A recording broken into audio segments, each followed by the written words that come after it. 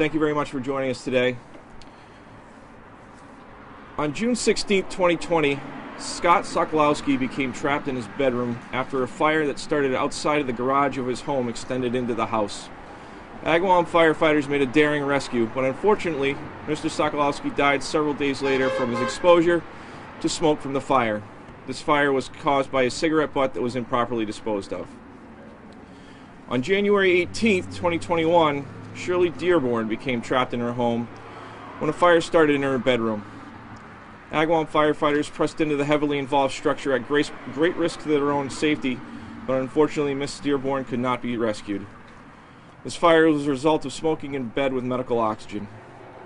My deepest sympathies are extended to the family of Ms. Dearborn, her family has joined us today. Thank you for coming. The tragic loss of Mr. Sokolowski and Ms. Dearborn represent the only two fatal structure fires in Agawam in over 25 years. These terrible incidents have two commonalities: cigarettes and a lack of functioning smoke detectors in the home. In 2019, smoking fires were the leading cause of fire deaths in Massachusetts, causing 21% of all fire deaths in homes.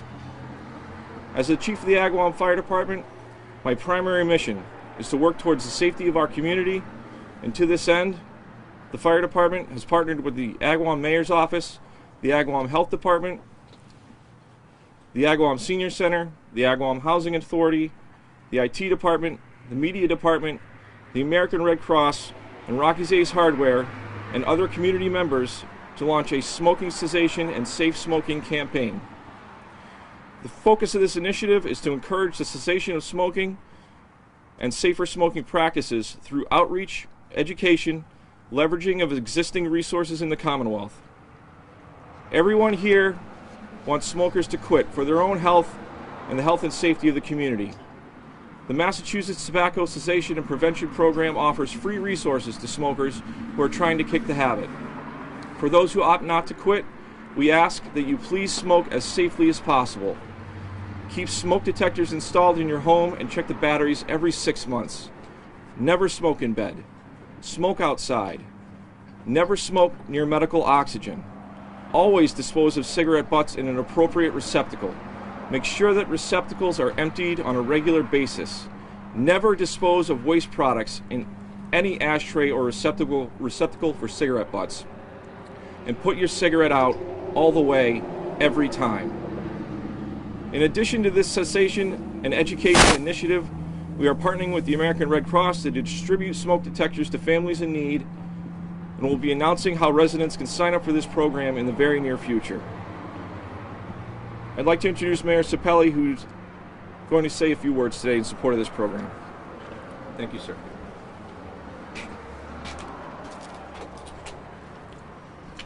Thank you, Chief. I'm glad to see Bill Dearborn and his wife Tammy and their son Brendan, and our deepest sympathies for your loss. And thank you for being here today.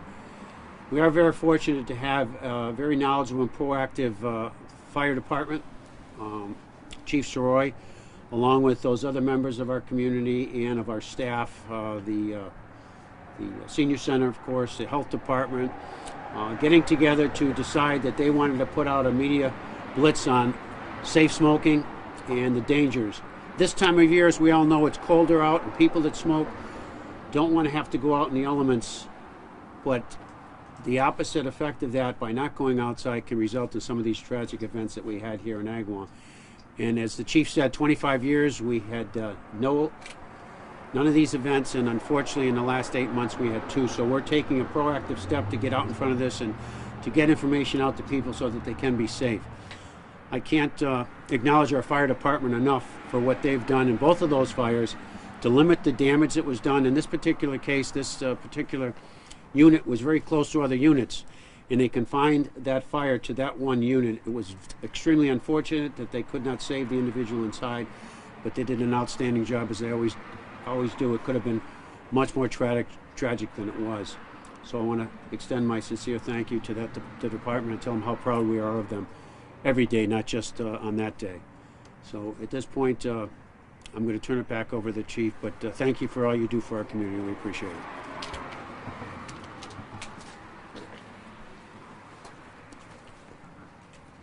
Thank you, Mayor, for your kind words and your support for this program. It's a fantastic initiative for the community.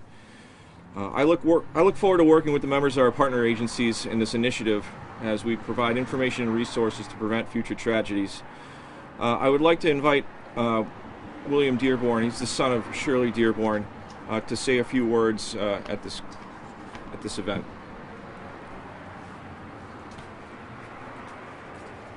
Thank you, sir.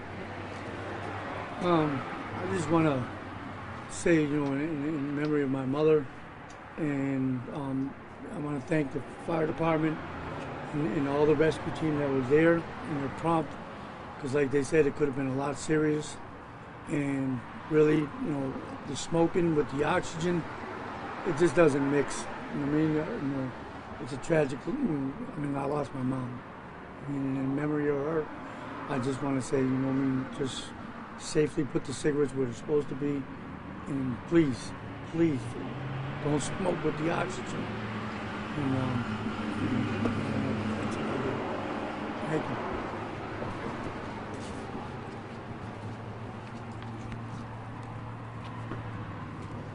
Thank you, Mr. Dearborn. It's a real tragic event. I hope we can do some justice for your mother through this program. If there's any questions, I'll be happy to address them now.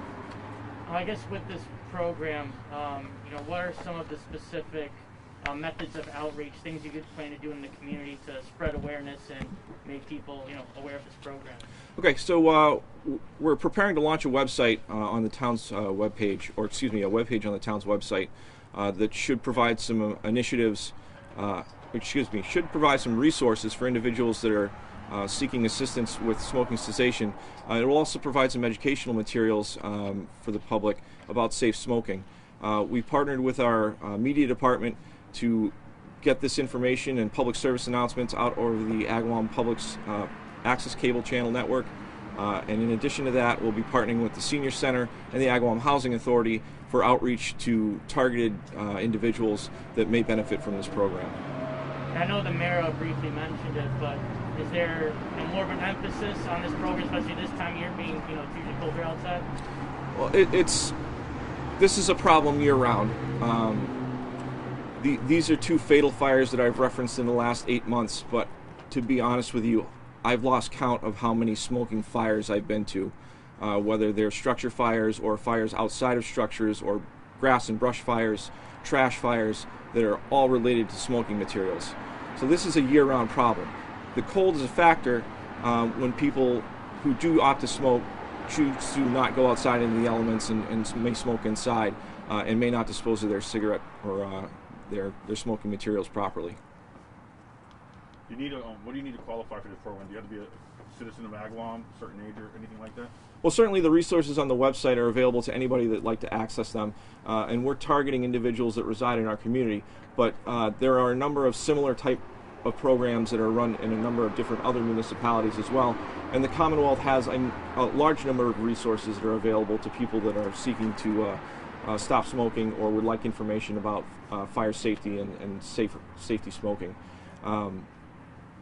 So certainly this is a target outreach effort for our community, but the resources are available to anybody in the Commonwealth that would like to access them. I guess if you could explain, a little bit more detail, why smoking and medical oxygen, why is that such a bad mix? Okay. Medical oxygen accelerates fire growth. When people are using medical oxygen due to whatever medical condition they may have, it's flowing on a very consistent, regular basis, sometimes 24 hours a day. What happens is that their clothing, their hair, other materials inside the home, furniture, fixtures, things like that, become oxygen enriched. The normal amount of oxygen in the atmosphere, the normal amount of atmospheric oxygen is increased in those spaces. As a result, any type of an open flame is accelerated in a very quick fashion. We actually did a demonstration here for some of our firefighters earlier this week where we took a medical grade oxygen cylinder from one of our ambulances and set up an experiment where we had an ignition source with some fuel items on it. Very slow burn in open air, but as soon as there's any type of medical oxygen applied in that fashion, very rapid flare-up, very rapid and aggressive flare-up. And that's what causes the problems with medical oxygen and smoking. Any other questions? Okay. That concludes our press release for the day. If there's any other questions, feel free to contact me. I think you all know how to reach me. Thank you for your time, and thank you for coming.